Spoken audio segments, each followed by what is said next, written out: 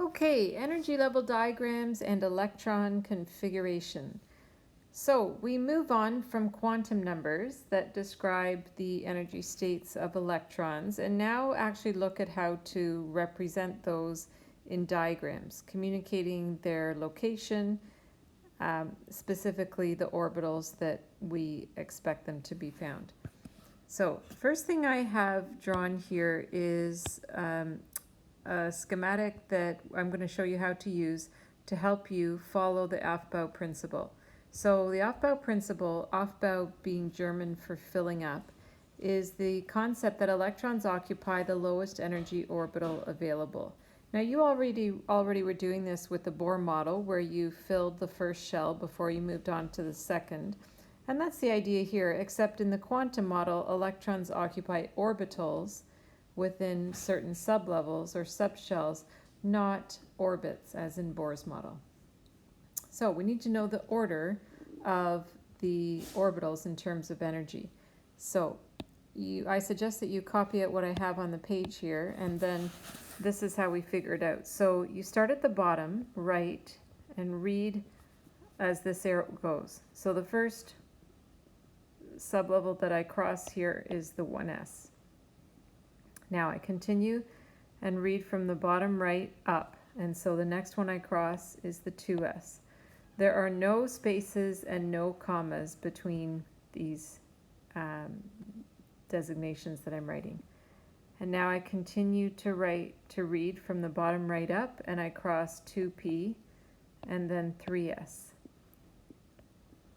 And I continue and I touch 3p and 4s. So you continue and see if you can anticipate the next, and then check in with the video. Okay, energy level diagrams and electron configuration. So we're going to continue past our quantum numbers that we use to describe the energy states of electrons, and now actually draw pictures called energy level diagrams that show us the distribution of the electrons in orbitals. So just as with Bohr's model, you would always put electrons into the first shell, and once that was full, you would move on to the second. The Aufbau principle applies in the quantum model. Aufbau is German for filling up, and so the concept here is that electrons will occupy the lowest energy orbital available. And so if I were to draw an energy level diagram, it would start with a vertical axis that I would label capital E for energy. And then I need to start at the bottom of this axis and indicate the first sublevel and the number of orbitals there and label it. And so the lowest energy orbital is the one that I'm looking to label here. So looking at this schematic that I have here, we start at the bottom on the right and draw a line angling up to the left. And so that sublevel that I just crossed was the 1s sublevel. Now, how many orbitals are in an s sublevel? Think about that. How many orbitals are in an s sublevel? Hopefully you're thinking back when it's an s sublevel that L equals 1. That L equals 0 for an s sublevel. And then you think about the magnetic quantum number, and the possibilities here are also 0, from negative L to positive L, so just 0. So take note of the fact that there's only one possible value here, and that's why we have one orbital in the 1s sublevel. Okay, moving on. We follow the schematic over on the left side here and read up from the bottom right. And so next I cross the 2s sublevel. And I'm going to draw one orbital there because, again, for the 2s sublevel, L equals 0 because it's an s sublevel, which means ML equals 0. So being that there's only one possible value, that means there's only one orbital in an s sublevel. And I continue back with this schematic, reading up from the bottom right to the left there, and I encounter the 2p. Now I'm going to stack my p orbitals off to the middle here. Now how many orbitals should we draw for a p sublevel? So if we think that L equals 1 for a p sublevel, and that ML could be possibly -1, 0, or 1, we'll notice that there are 3 values here, and that's why I'm drawing 3 lines here. And so I label this the 2p sublevel. Back here, following the red arrow I drew, so 2p, the next one is 3s. And so you'll see that I, again, draw only one orbital for an s sublevel. And you'll notice that I'm increasing in energy as I go. So the idea is that reading this schematic from left to right, or from bottom right to top left, is giving me the order of the sublevels, and particularly the orbitals in those sublevels. So the 1s is lowest in energy, 2s is higher than 2p, 3s, 3p, 4s, and so we continue. So after the 3s comes the 3p, so I'll look to stack that on top of the 2p, and then the 4s is next, so I'll put that there. You don't have to change colors. I was just trying to indicate for you how the red lines were helping me in this diagram. So just take a moment, look at the rest of this schematic, and think about what the order would be. I seem to be running out of space here, but the next one we can see is the 3D. So for a D sublevel, L equals 2. So what are the possible magnetic quantum numbers? -2, 0, 1, up to +2, and that's actually 5 values, isn't it? So 1, 2, 3, 4, 5. There are 5 orbitals in the 3D sublevel.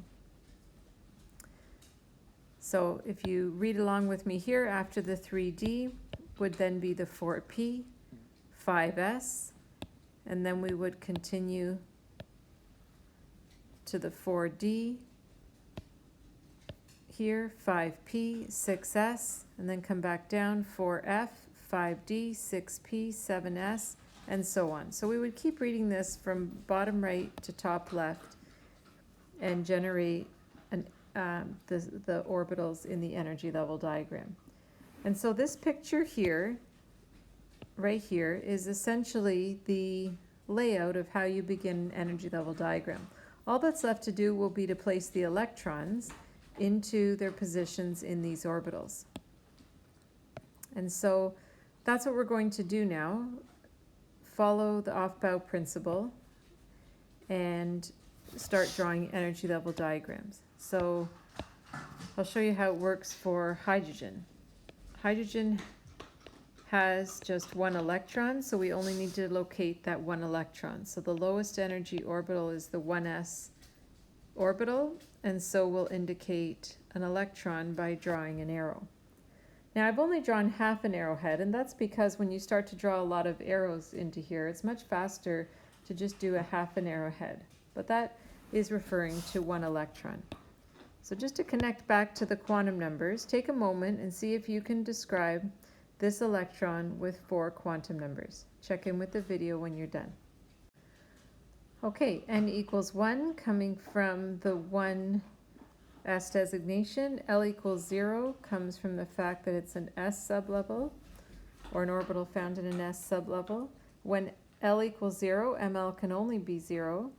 And the spin, because I drew the arrow pointing up, that's +1/2. So now if you were to continue and do an energy level diagram for helium, and helium's 2 electrons, we would start with that 1s sublevel, and we'd put 2 electrons in, 1, 2. So you'll notice it's much easier or faster for me to draw this than it is for me to draw 2 arrowheads, although it's perfectly fine if you want to do that. So I'm going to be drawing the half arrowheads, but it's fine if you want to do a complete arrowhead. Okay, now how about this second electron here? Can you come up with the 4 quantum numbers to describe this electron? Okay, so hopefully you recognized n equals 1, L equals 0, the magnetic quantum number is 0, and because this is pointing down now, the spin is -1/2.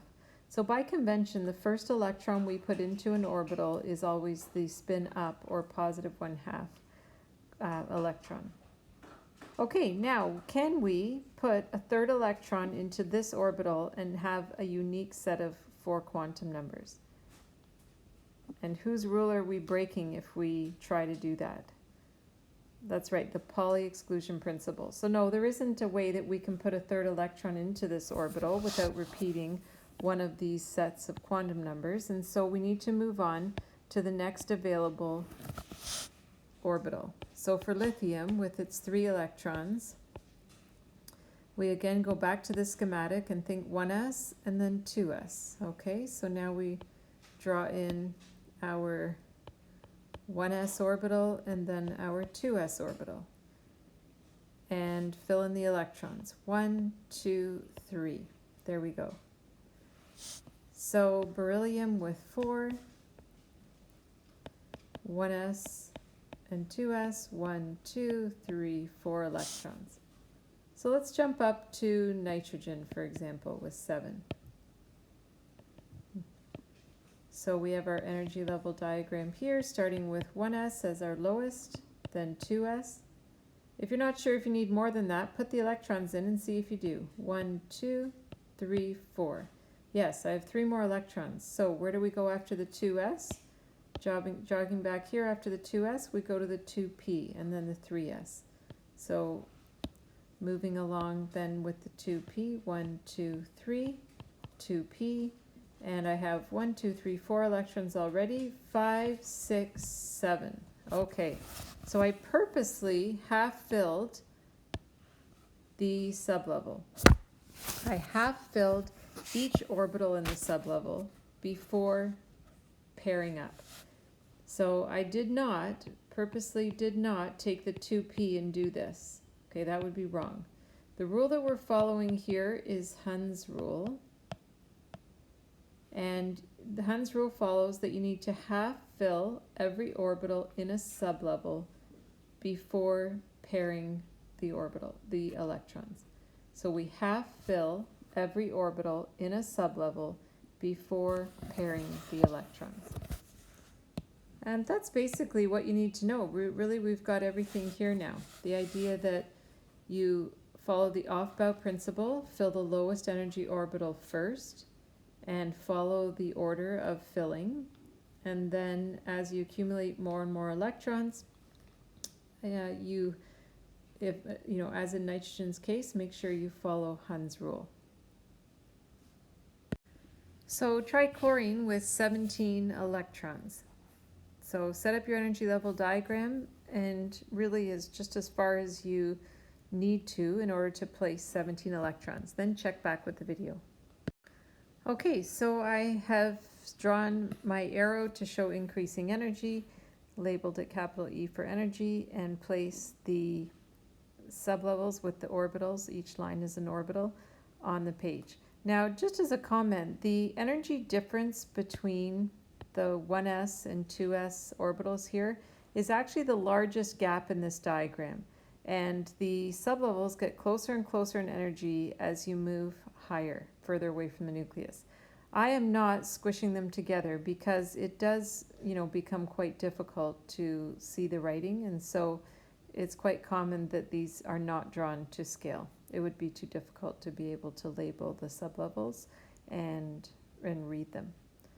Okay, so 17 electrons. I'll put these in red just so they stand out. So 1, 2, 3, 4, 5, 6, 7, 8, 9, 10, 11, 12, 13, 14, 15, 16, 17. I highly recommend that you follow Hund's rule so that you will never get caught by questions like that. Okay, what happens if we look at ions forming? So for example, the chloride ion. The chloride ion is an anion, right? A negative ion. So essentially, we add electrons to the lowest energy orbital available.